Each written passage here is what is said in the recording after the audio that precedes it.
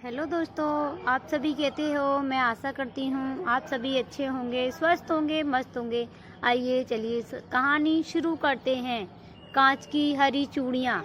कहानी का नाम है शुभांगी और एकांश की। जब शादी हुई थी तब शुभांगी नौकरी नहीं करती थी, एकांश नौकरी करता था, अच्छे पद पर था। उसी ने भाग दौड़ करके शुभांगी की भी नौकरी लगवा ली थी। तब आज जैसा नहीं था कि नौकरियों के लिए आवेदन ही ना होते हों। तब खूब नौकरियों के लिए अखबार पढ़े रहते थे। जब शादी हुई थी तब वे दोनों एक कमरे के घर में किराए पर रहते थे। नौकरी के बाद थोड़ा सा अच्छा घर किराए पर ले लिया और वहीं एक बेटा और एक बेटी के माँ पिता भी बने। दोनों समय भागा मानो दौड़ा हो। दोनों बच्चे मेहनती निकले और आज दोनों ही बहुत बड़ी बड़ी कंपनियों में नौकरी करते हैं। सरकारी नौकरी के लिए बच्चों ने साफ मना कर दिया। चारों की नौकरी से घर में संपन्नता आई तो सबने मिलकर एक बहुत समंदर सा बड़ा घर बनवाया, जिसमें आजकल की सभी सुविधाएं हैं। कोई देखे तो कहे कि इतना सुंदर घर भी होता है। शुभांगी और एकांश अब जीवन के दूसरे छोर पर हैं। उनमें बहुत प्यार रहा, लेकिन पिछले 3 साल से उनके प्यार को मानो ग्रहण लग गया हो। तभी एक दिन शुभांगी ने एकांश को एक लगभग जवान महिला के साथ घर से मोबाइल पर बातें करते सुन लिया था। महिला एकांश के ऑफिस की थी। एकांश शुरू से ही विनम्र और सहज रहा है। किसी से भी घुलने मिलने में उसे बहुत कम समय लगता है। देखने में इस उम्र में भी बहुत सुंदर है। महिलाएं उसे सहज अपना मान लेती हैं। उसकी निश्चलता और विनम्रता उसे चारों ओर से अलग बनाती हैं। उस ऑफिस की महिला से प्यार से बातें करने को तो सहन कर लिया था शुभांगी ने, लेकिन जब एकांश के मोबाइल में एकांश को उसके साथ फोटो में देखा तो रह ना सकी। बस मन ही मन कुढ़ने लगी और बजाय एकांश से पूछने के उसकी जासूसी शुरू कर दी थी। स्थिति यहाँ तक आई कि दोनों में दूरियां होने लगी।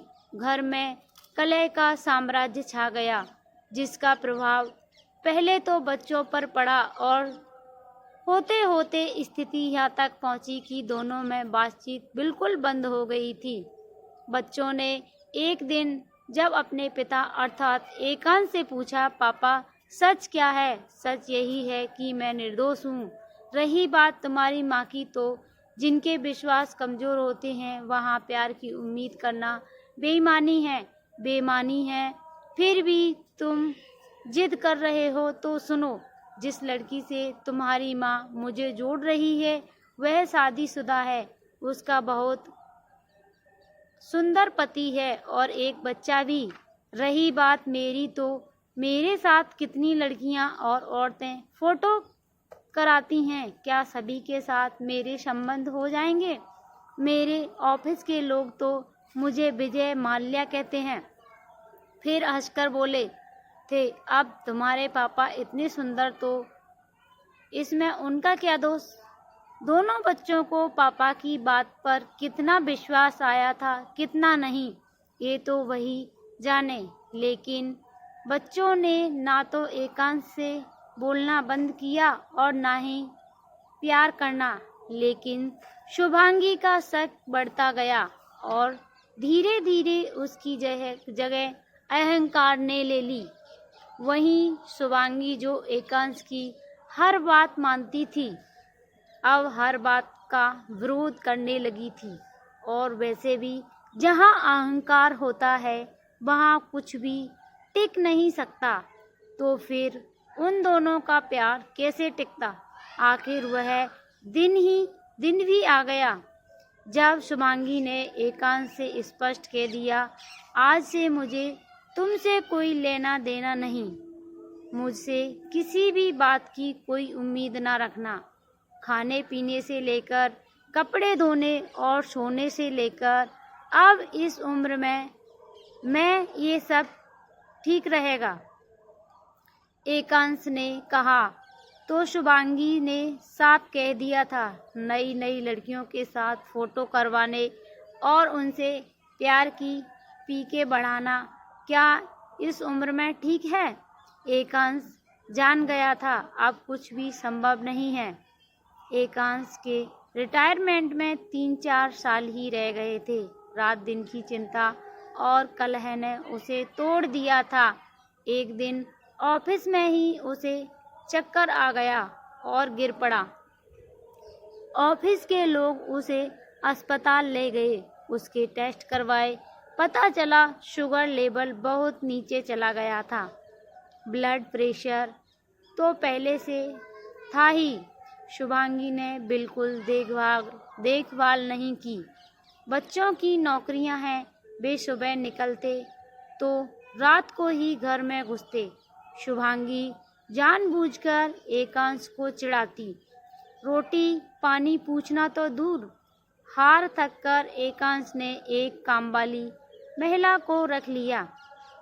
मेरे लिए बनाना है तुम्हें, मेरे कपड़े धोना है, दवाई देनी है, अर्थात सुबह से शाम तक घर में रहो। जो पैसे तुम बताओगी वही देंगे, खाना पीना भी यही करना। कामवाली महिला के पति ने उसे छोड़ दिया था। एक बेटा और बहू थे उसके। बहू निर्दयी और दुष्ट थी, रोटी की भी नहीं पूछती थी। उसे एकांश के घर उसे आश्रय मिल गया था। शुभांगी को ज्यादा आपत्ति नहीं हुई थी। समय निकल रहा था। कामवाली महिला पूरी ईमानदारी और निष्ठा से एकांश का ध्यान रखती। वह एकांश को साफ कहती, ऑफिस जाते समय उनका टिफिन तैयार करना, ब्रेकफास्ट देना, जूते पॉलिश करना, तैयार रखना और कपड़े धोने के साथ साथ उन पर प्रेस करना। एकांश का मन जीत लिया था उसने। वह एकांश की ऐसे सेवा करती जैसे उसका पति हो।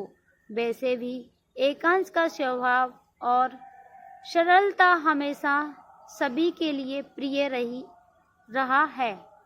कामवाली और एकांश छुट्टी वाले दिन घंटों बातें किया करते। कामवाली अपने पति की बातें बताती। सुख दुख के साथी होने का दम भरने वाला उसका पति एक झटके में ही कैसे उसे छोड़कर न जाने कहाँ चला गया था। वह बताते बताते रोने लगती तो एकांश उसे चुप कराता, उसके आंसुओं को पोंछता और उसे चुप कराते कराते कितनी ही बार स्वयं रोने लगता। कामवाली अपना दुख भूल उसे संभालती, उसका दुख बांटती। तब नौकर और मालिक का रिश्ता धराशायी हो जाता था। एकांश एक बात हमेशा कहता कामवाली से, एक सपना देखा था, सोचा था शुभांगी के पैर अपनी गोद में रखकर घंटों उसके चेहरों को निहारता रहा करूँगा। उसे अपनी गोद में लिटाकर उसके माथे पर धीरे धीरे हाथ से सहलाया करूँगा, उसे खूब प्यार करूँगा। और आज देखो समय ने कहाँ से कहाँ पहुँचा दिया। सोचा था जब बुढ़ापा आएगा तो लाठी का एक सिरा मैं पकड़ूंगा और दूसरा शुभांगी के हाथ में पकड़ा कर चला करूंगा और बुढ़ापे में भी उसके सफ़ेद बालों में सिंदूर भरकर इतराया करूंगा। जानती हो, सिंदूर प्यार की निशानी होती है, मगर कहाँ पता था ये दिन भी आ जाएंगे। फिर कितनी ही बार पूछता कामवाली से, क्या सचमुच मैं बुरा आदमी हूँ? अच्छा बताओ, मैं एक अच्छा पति नहीं हूँ ना? मैं सचमुच दोषी हूँ? अच्छा तुम बताओ। बताती नहीं हो, बहुत दुष्ट हो तुम। उससे कहते कहते बच्चों की तरह बिलखने लगता, तब कहीं से नहीं लगता कि वह इतना बड़ा साहब है। तब कामवाली उसके आंसू पोंछती, माता सहलाती, उसे सिर्फ इतना ही कह पाती, साहब आप बहुत अच्छा हो। मैं अगर सच में अच्छा हूँ तो ये सब क्या है? क्यों मेरी शुभांगी, क्यों क्यों? उसके ऐसा कहने पर कामवाली उसे शांत करती। तब दोनों बिल्कुल चुप हो जाते, लगता जैसे अपने अपने दुखों को ओढ़ लेते हों या फिर दुखों से निकलने के लिए एक दूसरे का सहारा बनने की कोशिश में हो। कामवाली बाई तो अपनी देखरेख के लिए थी, परंतु न जाने कब उसकी सबसे अच्छी दोस्त बन गई थी। इधर शुभांगी रहती तो घर के फर्स्ट फ्लोर पर थी, लेकिन नज़र कामवाली पर पूरी तरह रखती थी। एकांश ग्राउंड फ्लोर पर रहता था। कई बार एकांश और कामवाली हंस हंसकर बातें भी कर लेते थे, जिसे सुनकर शुभांगी अंदर तक जल भुन जाती। और तभी एक शाम शुभांगी ने कामवाली को अपने पास बुलाया। कामवाली एकांश को खाना परोस रही थी। खाना देकर उसके पास पहुंची तो शुभांगी ने उससे कहा, बहुत खुश मत हो तुम। जिस आदमी की तुम इतनी सेवा कर रही हो वो तुम्हारा कभी नहीं होगा। फिर अपनी ओर उंगली करते हुए बोली थी, मुझे देख रही हो क्या नहीं है मेरे पास? इस उम्र में भी तुमसे ज़्यादा सुंदर हूँ। मेरे पास धन है, दौलत है, रूप है, लावण्य है, चातुर्य है, योग्यता है, बुद्धि है, जलवा है। दीदी आप बहुत बड़ी हैं मुझसे कहीं ज़्यादा पढ़ी लिखी भी हो। मैं तो लगभग अनपढ़ हूँ। पति मुझे जीवन के बीच रास्ते में छोड़कर चला गया। पति नहीं है मेरा, लेकिन सच है आप पति के होते हुए भी विधवा हैं। आपके सामने खुशियां हैं, सुख है, पति का प्यार है, लेकिन आपने अपने अहंकार और शक के कारण सब कुछ गवा दिया। कामवाली फिर से कहती है, मेरे पास आपकी कैसी तुलना? आप पटरानी हैं और मैं काग उड़ाने वाली। लेकिन दुख इस बात का है कि आज आपके पास कुछ भी नहीं है। और जहाँ तक साथ की बात है तो मेरे पास शब्द ही नहीं हैं जो मैं आपके बारे में कुछ कहूँ। आप उन्हें समझ नहीं पाई। आपका गुरूर आप पर हर समय हावी रहा। पति और गुरूर दोनों साथ साथ नहीं चलते दीदी। और जहाँ तक मेरा सवाल है तो वे मेरे भाई भी हैं, पिता भी हैं।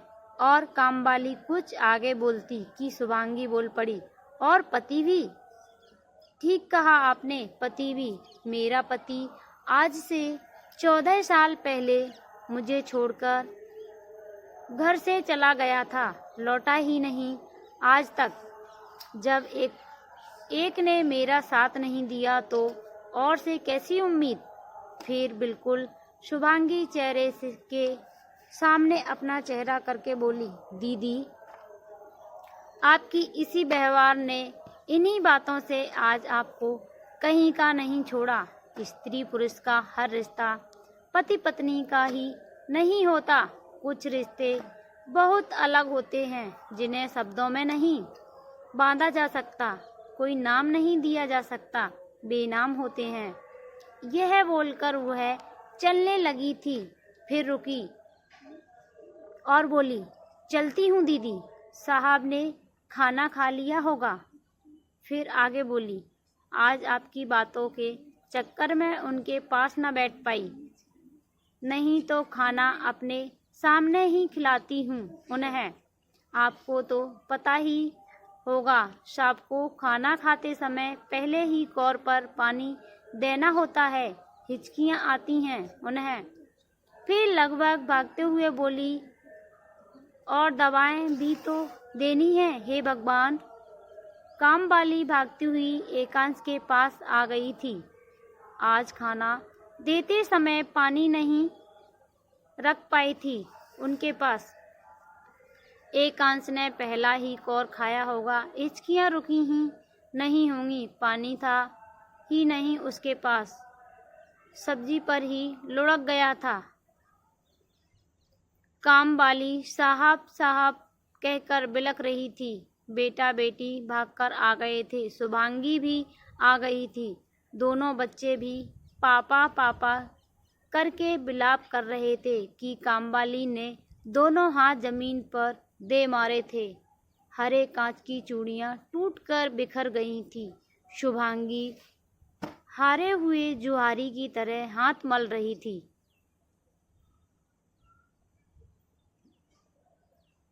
दोस्तों, कहानी अच्छी लगी हो तो लाइक करें, शेयर करें, चैनल को सब्सक्राइब करें। सभी दोस्तों को दिल से धन्यवाद।